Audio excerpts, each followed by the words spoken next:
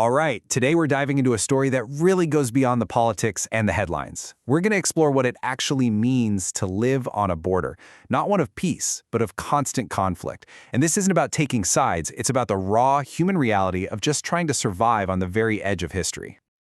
You know, this quote from our source material, it just gets right to the heart of it all. We tend to think of borders as these simple, clean lines on a map, right? But for so many people, that line is where a constant daily battle with fear begins. So let's kick things off by digging into that exact idea, the huge gap between a border as some political concept and what it becomes when it's your lived, and often brutal, day-to-day experience. So on one hand, you've got this abstract idea. A border is just a political tool, right?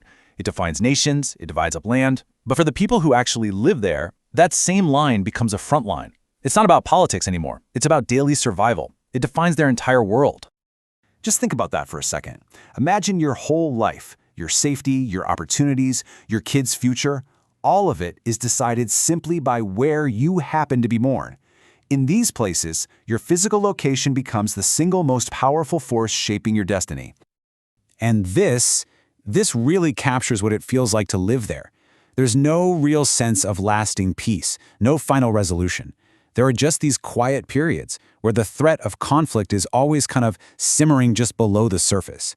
It's forever postponed, but it never ever truly goes away. Okay, so let's zoom in a little closer on what daily life is actually like. In this section, we're going to focus on the rhythm of a normal day when your entire life is dictated by uncertainty. So, let me ask you this. What defines your morning? Maybe it's the smell of coffee brewing, or your alarm clock going off, or, getting the kids ready for school. Just hold that thought, because we're about to see a very different kind of morning routine. This isn't your average to-do list. It's a survival checklist. I mean, these are the basic life or death questions people have to ask themselves every single morning. A trip to the market, or to school, or to see a doctor isn't just a given. It's a calculated risk.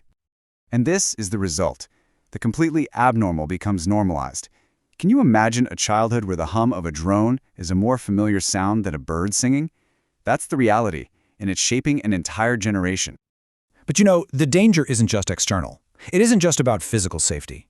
So now we're going to shift our focus inward, to the deep, lasting psychological scars that this constant state of conflict leaves behind. See, it's so important to understand that the most profound damage in these conflict zones isn't always the rubble you see on the news. It's the invisible wounds, the trauma that people carry with them long after the violence has stopped. And these invisible wounds, we're talking about crippling anxiety, deep-seated trauma, a chronic fear that just never really goes away, and this heavy burden of survivor's guilt. These aren't just temporary feelings.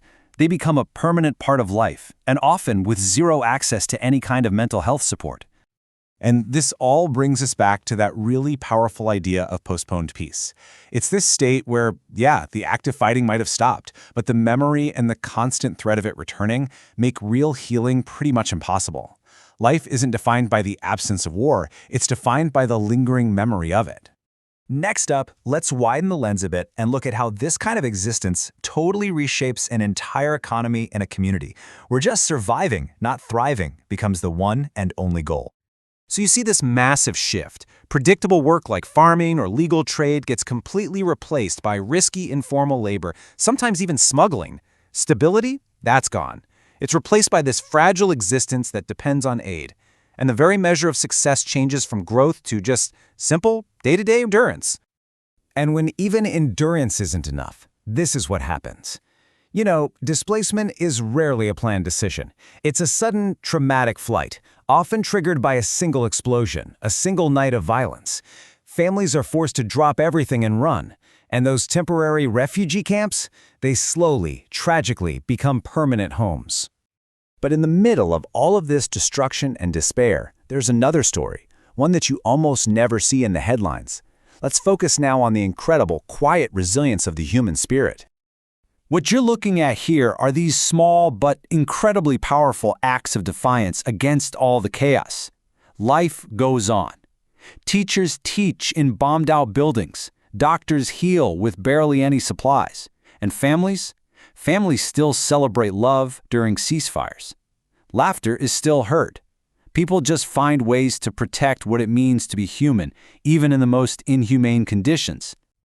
And it's so important to see this not as some kind of superhuman heroism. It's not. It's a necessity.